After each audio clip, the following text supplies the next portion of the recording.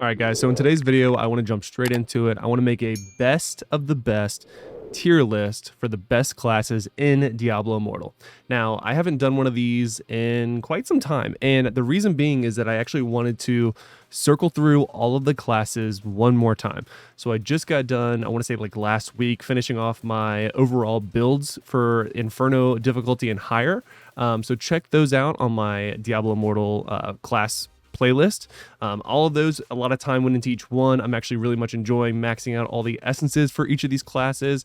So far I have maxed out, obviously, Wizard was my first. It's probably one of my favorite classes. And then I actually maxed out Demon Hunter next, and now I'm working on Blood Knight. And then I'm thinking about jumping over to Necro because I feel like that's a class that I haven't spent a lot of time on. I do know a lot about it because it's such a popular class, which we'll definitely talk about in this video. But I think that's going to be actually my next class. It does a ton of damage, guys. All right, so the point of this video, I'm not talking about PvP at all. I think that could be its own conversation or discussion, or maybe even its own video. So this is all around PvE. So overworld farming, dungeons, raids, everything PvE related. Now, even with just that being said, focusing on just PvE, I think it's actually going to be a little challenging because some of these classes are really, really good in parts of PvE, but not necessarily all parts of PvE. So I'm going to try to speak to that the best I can. So make sure you watch this video to the very end. I typically hold off on doing these types of videos because the comment sections can be a little toxic. So let's try to refrain from that. I won't even entertain it if it is. If you want to have a healthy conversation about a disagreement you have with something or where I rank a class, that's fine. I'm always willing to have a conversation or debate about it. But yeah, let's go ahead and just make sure it's healthy and not toxic. Not just to me, but to other people. That's more so, I guess, what I should clarify. So in case you don't know what all the emblems are or you're new to the game, we have the Barbarian here. This is the Blood Knight. It's a little different looking. That's the newest one, the Blood Knight. Then we have the Crusader.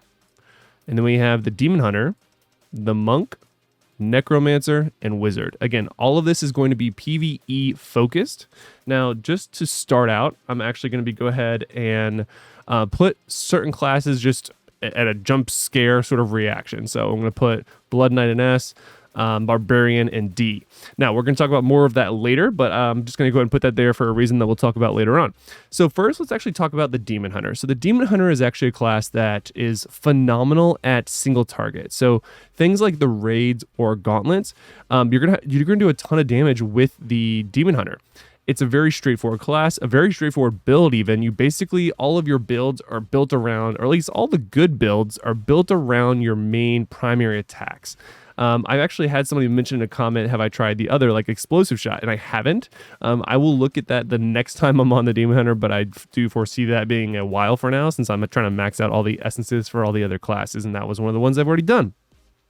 But for the Demon Hunter, I think that they haven't necessarily gotten buffed, and if you felt like a class needed to get buffed, when they added the most recent skills to the game for all the different classes, the Demon Hunter didn't really even get a good skill.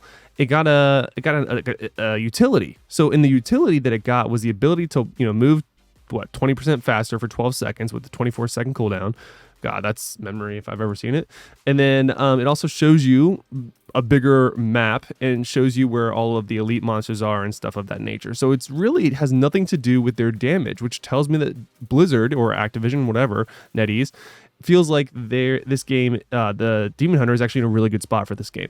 Now, I'm actually going to put the Demon Hunter at an A tier when it comes to PvE, because again, you are going to shine so bright when it comes to most things PvE. I'm not going to give it the S tier though, because I do feel like it struggles in other aspects of PvE, such as farming.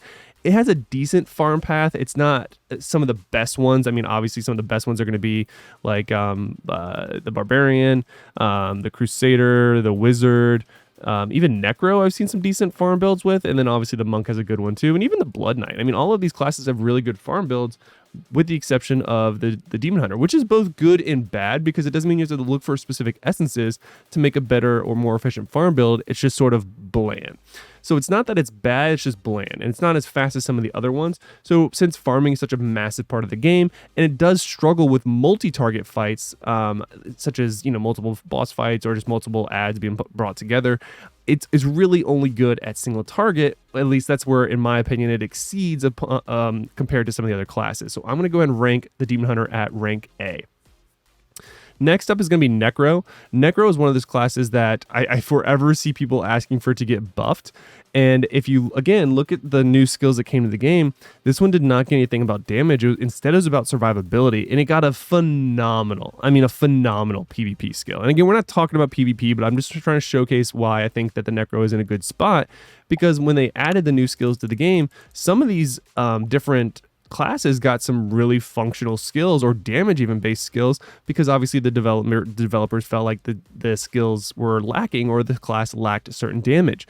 So, but Necro just got the ability of coming back to life. They were like, you know what, everything's good with the Necro. We just want you to be able to do it more often. So when you get killed, we just want you to come back and do it again. The new skill for it is literally broken, especially in the brand new brawl mode, Wild Brawl. It's so good. I would highly recommend trying a Necro in that class or in that game mode. But Necro is going to make the S tier.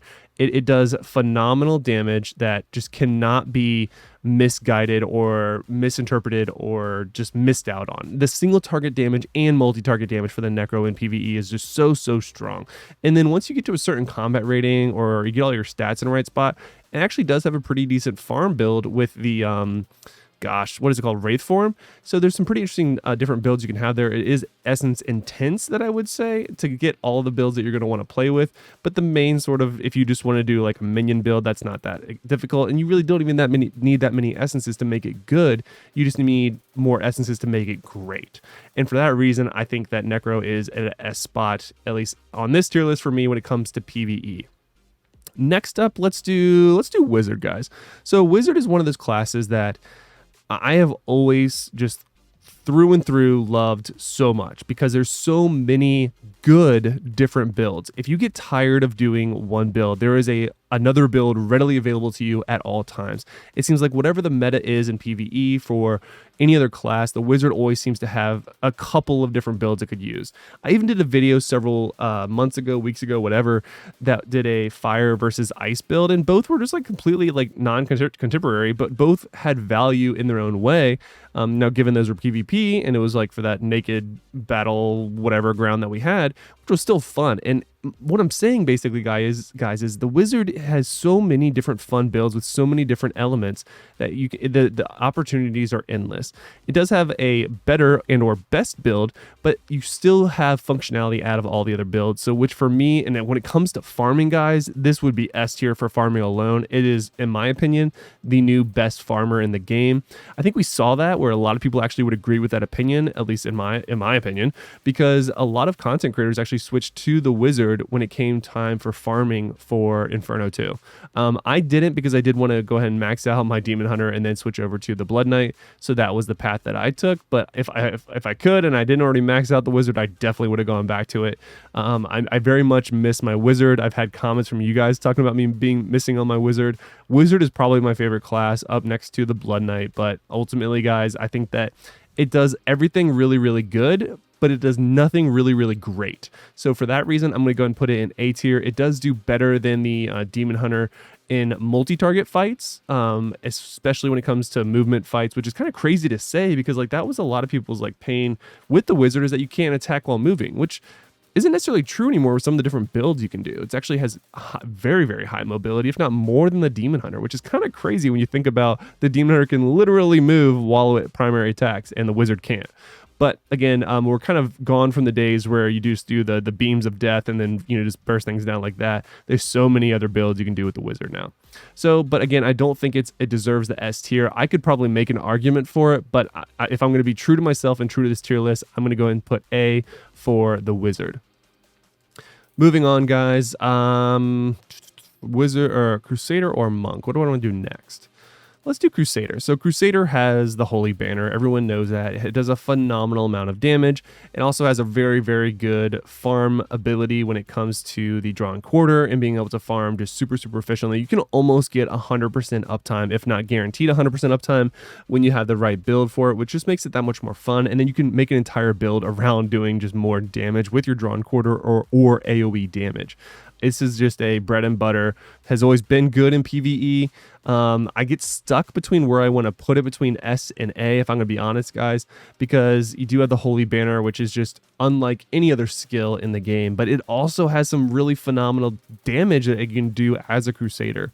Gosh, am I really about to put the Crusader at S compared to the Wizard? Oh man, this is gonna hurt a little bit, but I'm gonna be true and go ahead and put it at S. I think that the Crusader is one of those classes that has so much utility and so many different options. When it's gonna take a little bit to get all the essences right, and there will be a time where you don't have the right essences and it feels like you don't do enough damage. So new players, if you feel that way, don't feel like you're doing something wrong. You just don't have the right essences yet. And I felt that myself until I finally got all the essences that I needed for a certain build, or builds, plural.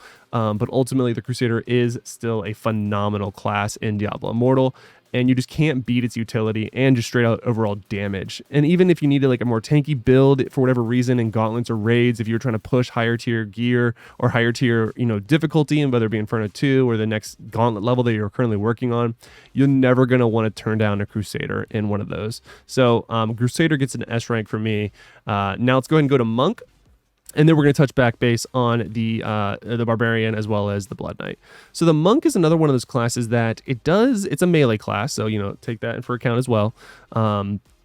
It has a lot of active farming builds that make it really, really good in farming, but it also is not mindless like the Barbarian farm or the Wizard farm or even the Crusader farm for that matter. It's a very active farm build. So for that reason, it's still good and viable. I would definitely say it's top 3 or 4.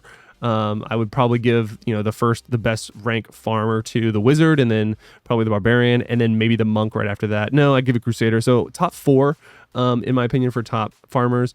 In terms of damage, it does just stupid amounts of damage, guys. The damage build you can do with this, and this is similar to the Wizard, where there does a lot of really, really good damage, where I've actually been generally impressed with the Monk when it comes to most game modes. Monk is similar to Crusader in the way that I feel like if you have one, you're gonna be like, wow, like this one does do a ton of damage.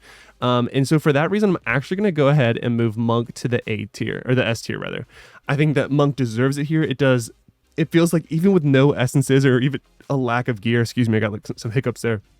But even with some lack of gear, your output of damage is just very, very strong. I think it's not quite up there to the Necro, but when you balance it out between the farming ability, I think it offsets that and still deserves a spot here in the S tier.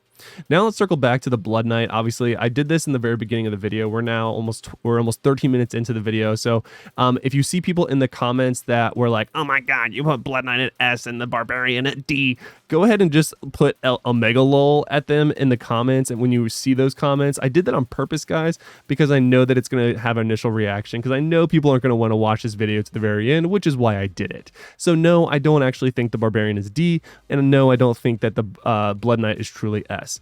Realistically, the Blood Knight is A. It's similar to the Wizard for me, that it has some really phenomenal builds that do a ton of damage, but not fantastic damage. It's never going to out DPS one of these other classes on the S tier, in my opinion. It will do phenomenal, and we will actually rank in like the top 20 of our server for defense when everyone was on the Blood Knight, just because of the sheer amount of survivability and just multi-target damage you can do with some of these builds. It is just stupid how long they can survive rather, in that game mode. Now again, that's a pretty niche game mode, so that's why I don't think he deserves an S tier. Its farm builds are engaging enough for me to be interested in it, but I think that is a subjective opinion. So for that reason, I'm not going to move it up either. I think that it does do enough damage just to be very, very powerful. For people who say that it's not an A tier, I have a really hard time grasping how you don't feel like you do enough damage, because unlike the Crusader, where I feel like in order to do a lot of damage, you need the right essences and the right build, you can basically be quote unquote naked with the Blood Knight and still do a lot of damage. And I don't feel that way with all classes, which is why I feel confident that at its sheer roots, the Blood Knight is an A tier. And I very much look forward to getting additional legendary essences for this class, because if you look at the main hand and offhands, you're so limited on what you can use. So I cannot wait to see what the next round of new legendary gear does for the Blood Knight, and I think that it will just further strengthen its spot here as a very, very top, if potentially even top contender in this game. So Blood Knight is, again, probably my second favorite class, just behind the Wizard. And if I were to be fair to all of the classes, I do think this is probably more fair that it's right here in the A tier. Now for the Barbarian, guys, I had a couple of videos that I did recently for my Inferno builds, and man, the comments were just vicious. People were like, "You don't know anything. Oh, you did like half the build, and you said it was a below average farmer." And yeah, it's because I wasn't having fun. Yeah, I didn't sit there and farm all the essences because I didn't enjoy the class. And so in those videos, I wasn't saying that the Barbarian was subjectively bad. I was just saying subjectively, it's not a class that I enjoy playing. I don't necessarily enjoy just running around and having the fire tornadoes come out behind me. I fell asleep. It was something that wasn't engaging enough for me to want to play the class more. Now, on this video, I'm going to go ahead and say the class is, subjectively less strong than the rest of them. But no, I don't think it's a D class. I actually think it's up here in B. I think that the Barbarian just will not outdamage any of these other classes when it comes to PvE if everything is equal essences. There are some very, very, very powerful Barbarians at very high resonance levels and very high combat rating that have been in the Barbarians since the beginning of the game. And I respect those Barbarians, and you have mastered your class, but you are not the majority of players. You are the 1%. And yes, in those cases, S tier. Obviously, any class that has a master, fully essenced out, perfect builds, min-max family bonuses for the Barbarian, of course you're going to be doing a ton of damage, and of course you're going to be doing anything very, very well when you really focus in on one class. And there are, like I said, a lot of really passionate Barbarians that are going to be like, I'm not up here, and I get it. I really do. This video is for the more average person, when they were to jump onto one of these classes, where they would fall in terms of damage in PvE. Now, again, all of this is subjective, guys. So, like I said, if you saw some people in the comments that were like, "Oh my God, you put Blood Knight at S and Barbarian at D," go ahead and put Omega Lol in response to them, because I did that on purpose. I do, however, think the Barbarian is at least a B tier, which, again, if you look at it, none of the classes are bad. I just think the Barbarian does need a little bit more attention when it comes to the damage that it could do. I think that it doesn't do single target very well compared to, let's say, the Demon Hunter or even the Monk. I think that both of these classes are going to out damage it in single target. And when it comes to multi-target, well, I would just, or in Necro when it comes to single target. But when it comes to multi-target, I would much rather be on one of these other classes, such as a Wizard, a Blood Knight, or even a Crusader for multi-target. I'm just not personally going to be picking the Barbarian because I don't feel like it's going to be doing the most damage, and that its primary farm build is just kind of mindless. And I'm personally, in my opinion, not a fan of that type of build. Now, I say that, and then I run around with my ball build for the Wizard and then just think it's hilarious. But it changes, there's sound effects, it's a little bit more engaging for me, and you can make the argument that those builds are very similar. But I also haven't been on the Wizard in a long time.